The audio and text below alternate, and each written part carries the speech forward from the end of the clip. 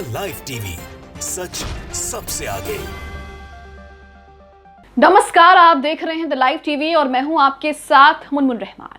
सबसे पहले तो आप सभी का बहुत शुक्रिया, क्योंकि द लाइव टीवी का परिवार अब 7 मिलियन पहुंच चुका है। हम ऐसे ही आप तक सच्ची खबरें पहुंचाने का प्रयास करते हैं और हमेशा करते रहेंगे। हमारी इस कोशिश में अपना योगदान, अपना समर्थन देने के लिए आपका बहुत बहुत शुक्रिया। हम हमेशा आपको सच्ची और निष्पक्ष खबरें पहुंचाते रहेंगे। खबर की बात करें तो खबर आ रही है कि किरण रिजिजू को कानून मंत्री पद से हटा दिया गया है। अब जैसे ही ये खबर आई, इसे लेकर सोशल मीडिया पर लोग जो हैं वो अपनी प्रतिक्रिया देने लगे। चारों तरफ ये बातें हो रही हैं कि किरण रिजिजू जिस तरीके से कॉलेजियम व्यवस्था, सुप्रीम कोर्ट और न्यायपालिका को लेकर सवाल खड़े करते हैं, अपनी टीका टिप्पणियां देते हैं, उसी के कारण किरण रिजिजू के साथ ये हुआ है। यहां पर यह भी कहा जा रहा है दोस्तों कि चुनावी साल में पीएम मोदी जरा सा भी रिस्क नहीं लेना चाहते, इसलिए तो किरण रिजिजू को कानूनी मंत्री पद से हटा दिया गया है और दूसरे को उनका पद दे दिया गया है। इसी के साथ क्या कुछ खबरें आ रही हैं, क्या कुछ चीजें आ रही हैं, सोशल मीडिया पर क्या प्रतिक्रिया आ रही है और इसको लेकर लोग क्या कह रहे हैं, वो भी आपको बताएंगे। लेकिन इसके बाद आपको ये भी बताएंगे कि किरण रिजिजू को हटाए जाने की मुख्य वजह ये बताई जा रही है कि वो कॉलेजियम को लेकर, सुप्रीम कोर्ट, न्यायपालिका को लेकर अपनी जो टीका टिप्पणियां करते हैं, उससे वो मुश्किल में जो है वो फंस गए हैं। यहाँ पर आप ट्वीट देख रहे हैं दीपक शर्मा का। दीपक शर्मा ने यहाँ पर ट्वीट किया है, चीफ जस्टिस चंद्रचूड़ के प्रति देश की बढ़ती आस्था से घबराई मोदी सरकार ने अपने कानून मंत्री रिजिजू को हटा दिया है।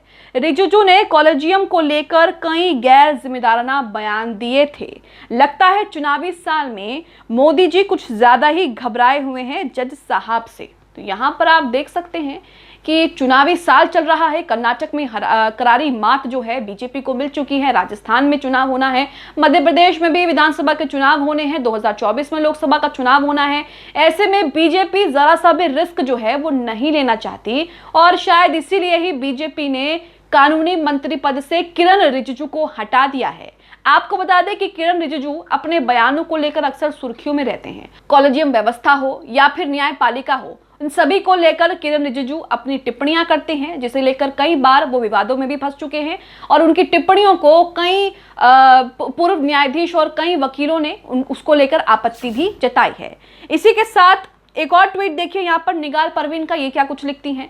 ये यहाँ पर लिखती हैं कि किरण रिजिजू को कानूनी मंत्री पद से हटा दिया गया है। अर्जुन मेघवाल नए कानून मंत्री अब होंगे।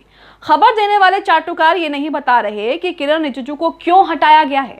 वो ये बता रही हैं कि राजस्थान में चुनाव है, इसलिए अर्जुन मेघवाल को जिम्मेदारी दी गई है। स्क्रिप्ट आईटी सेल से आती है, इन बेचारों को बस पेस्ट करनी होती है। तो यहाँ पर जो मीडिया है, मीडिया में जो खबरें चल रही हैं, उसमें कारण जो है किरण रिजिजू को मंत्री पद से हटाने का जो कारण है, ये बताया गया कि राजस्थान में चुनाव है, इसलिए अर्जुन मेघवाल को जो है जिम्मेदारी सौंप दी गई है और कानून मंत्री उन्हें बना दिया गया है। लेकिन इसको लेकर ये भी बातें सामने आ रही हैं कि किरण रिजिजू पिछले कई दिनों से जिस तरीके से बयान दे रहे हैं, जिस तरीके से कॉलेजियम व्यवस्था पर सवाल खड़े कर रहे हैं, उसे लेकर टीका टिप्पणी कर रहे हैं, उसी को लेकर मोदी सरकार ने उनकी छुट्टी कर दी है और उनको जो है एक दूसरा पद दे दिया है। एक और ट्वीट आप अपनी स्क्रीन पर देख रहे हैं, मेहुल मारूका कांग्रेस के सदस्य हैं। इन्होंने लिखा है, सुप्रीम कोर्ट पर अनाप शनाप टिप्पणी करने वाले किरण रिजिजू को कानून मंत्रालय से हाथ धोना पड़ा। अब मिनिस्ट्री ऑफ अर्थ साइंस देखेंगे। कभी किसी ने सुना है नाम इस मंत्रालय का? तो किरण रिजिजू को कानूनी मंत्री पद से हटा करके मिनिस्ट्री ऑफ अर्थ साइंस का मिनिस्टर जो है वो बना दिया गया है और इसके पीछे की वजह राजस्थान में चुनाव को बताई जा रही है। लेकिन अच्छे से आप लोग भी जानते हैं कि इसके पीछे की क्या वजह है। कानून मंत्री किरण रिजिजू किस तरीके के बयान दे रहे थे, किस तरह की टीका टिप्पणियां कर रहे थे, ये आप अच्छे से जानते हैं। पब्लिक डोमेन में सारे उनके बयान, सारी उनकी टीका टिप्पणियां हैं, जिसे लेकर कई बार वकीलों के एक संगठन ने, यहाँ तक कि पूर्व न्यायाधीशों ने भी उनके बयानों को लेकर आपत्ति जताई है और शायद यही वजह है कि उनकी कानूनी मंत्री पद से छुट्टी हो गई है। इसी के साथ आपको बता दें कि उन्होंने क्या क्या बयान दिए थे, क्या क्या टिप्पणियां की थी, वो भी आपको एक बार बताते चलते हैं, समझाते चलते हैं। खबर देखिए अमर उजाला की, इसमें भी लिखा गया है कि कॉलेजियम व्यवस्था को लेकर जो सवाल उन्होंने खड़े किए हैं, कहीं ना कहीं वो वजह हो सकती है किरण रिजिजू को कानूनी मंत्री पद से छुट्टी देने की। खबर में आगे लिखा है कि किरण रिजिजू की केंद्रीय कानून मंत्री पद से विदाई हो गई है। रिजिजू की जगह अर्जुन राम मेघवाल को ये जिम्मेदारी दी गई है। नए कानून मंत्री जो है वो अर्जुन मेघवाल को बना दिया गया है, उनको जिम्मेदारी सौंप दी गई है। किरेन रिजिजू बतौर केंद्रीय कानून मंत्री लगातार चर्चा में रहे और उन्होंने न्यायपालिका और सुप्रीम कोर्ट की कॉलेजियम व्यवस्था पर सवाल खड़े किए। इससे न्यायपालिका बनाम सरकार जैसी स्थिति बनी और इसके चलते सरकार को असहज स्थिति का सामना करना पड़ा। आप इस लाइन से ही समझ सकते हैं कि वहां उनकी छुट्टी जो है उस पद से क्यों हुई है, कानूनी मंत्री पद से उन्हें क्यों हटा दिया गया है। और जिस तरीके से सोशल मीडिया पर लोग प्रतिक्रिया दे रहे हैं, तमाम पत्रकार, सोशल एक्टिविस्ट जिस बात की तरफ इशारा कर रहे हैं, यहाँ पर भी वो बात जो है आपको सुनने को मिलेगी, जिसमें कहा गया है कि कॉलेजियम व्यवस्था पर वो सवाल खड़े करते रहे, जिसके बाद सरकार बनाम न्यायपालिका जैसी स्थिति भी देखने को मिली और उनके बयानों के चलते सरकार भी कई बार जो है वो असहज महसूस करती है और उन्हें असहज स्थिति का सामना जो है वो करना पड़ता है। आगे लिखा है कि किरण को केंद्रीय कानून मंत्री के पद से हटाने के पीछे ये भी एक वजह मानी जा रही है। और सोशल मीडिया पर जो पत्रकारों के ट्वीट हमने आपको दिखाए हैं उसमें तो आप साफ साफ अंदाजा लगा सकते हैं देखकर कि इसी को ही वजह जो है वो माना जा रहा है और इसी को वजह बताई जा रही है। हालांकि मीडिया की तरफ से और बीजेपी पार्टी की तरफ से अलग वजह कही जा रही है कि राजस्थान में चुनाव है, इसलिए हमने जो है जिम्मेदारियां यहाँ पर दूसरे शख्स को दे दी हैं और मंत्री पद से जो है उनकी छुट्टी कर दी है। लेकिन ये बात भी किसी से छिपी नहीं है कि कॉलेजियम सिस्टम को लेकर जो वो सवाल खड़े करते हैं, न्यायपालिका को लेकर, न्यायाधीशों को लेकर जो टीका टिप्पणी करते हैं, उससे मोदी सरकार भी परेशानी में पड़ रही थी और कई बार असहज स्थिति का सामना जो है सरकार को करना पड़ रहा था। यहां तक कि खबरें ये भी आने लगी थी कि सरकार बनाम न्यायपालिका स्थिति जो है ऐसी स्थिति हो गई है। हालांकि इससे किरण रिजिजू जो है वो साफ साफ इनकार करते रहे, लेकिन उनके बयान जो है इसी स्थिति की ओर इशारा कर रहे थे। उनके कुछ बयान आपको दिखाते हैं। बीते जनवरी में दिल्ली में आयोजित एक कार्यक्रम के दौरान किरण रिजिजू ने न्यायपालिका पर तीखा हमला बोला था और उन्होंने उस दौरान कहा था कि न्यायाधीशों को चुनाव लड़ने या सार्वजनिक जांच का सामना करने की जरूरत नहीं है, फिर भी वो अपने फैसलों से जनता की नजरों में है। लोग आपको देख रहे हैं, आपका आकलन कर रहे हैं, आपके फैसले, आप न्याय कैसे करते हैं लोग देख सकते हैं और आकलन करके अपनी राय बना सकते हैं। इसी के साथ मार्च की बात करें तो हाल ही में मार्च में उन्होंने एक और बयान दिया था। इसमें उन्होंने किरण रिजिजू ने दावा किया था कि कुछ सेवानिवृत्त न्यायाधीश जो भारत विरोधी गिरोह का हिस्सा हैं, ये लोग कोशिश कर रहे हैं कि भारत की न्यायपालिका विपक्षी दल की भूमिका निभाए।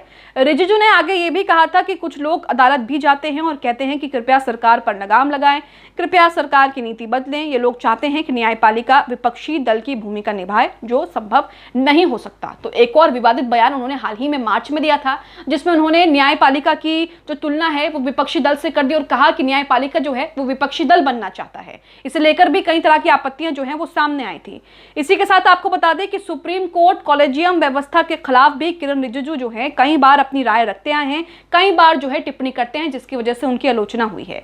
किरण रिजिजू के बयानों के चलते ही बीते कुछ महीने पहले ही 90 रिटायर अफसरों ने इस पर नाराजगी जताई थी और कानूनी मंत्री को पत्र लिखा था। अफसरों ने पत्र में यह लिखा था कि कानून मंत्री ने कई मौके पर जजों की नियुक्ति के कॉलेजियम सिस्टम और न्यायिक स्वतंत्रता पर ऐसे बयान दिए हैं जो सुप्रीम कोर्ट पर हमला लगते हैं।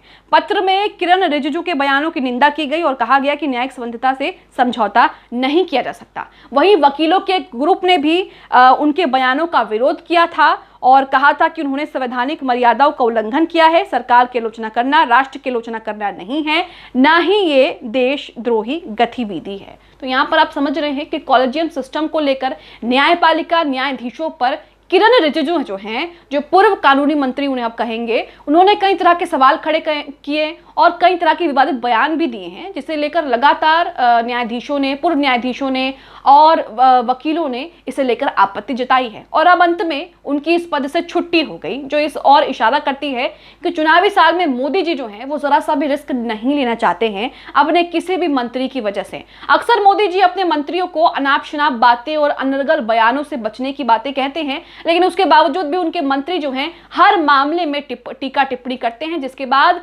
उसका खामियाजा जो है वो पार्टी को भुगतना पड़ता है और कहीं ना कहीं सरकार को भी भुगतना पड़ता है। इसी के साथ आप इस खबर को लेकर, जिस तरीके से किरण रिजिजू को कानूनी मंत्री पद से हटा दिया गया है और उनके पीछे का ये तर्क दिया गया है कि राजस्थान में चुनाव है इसलिए हटा दिया गया है। लेकिन दूसरी तरफ लोग ये कह रहे हैं कि कॉलेजियम सिस्टम को लेकर जिस तरीके से वो सवाल खड़े करते हैं, विवादित बयान देते हैं, उसे लेकर उन पर जो है ये कार्रवाई की है और उनकी पद से छुट्टी कर दी है। आप इस खबर को लेकर क्या सोचते हैं?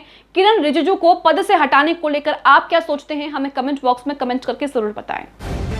द लाइव टीवी, सच सबसे आगे।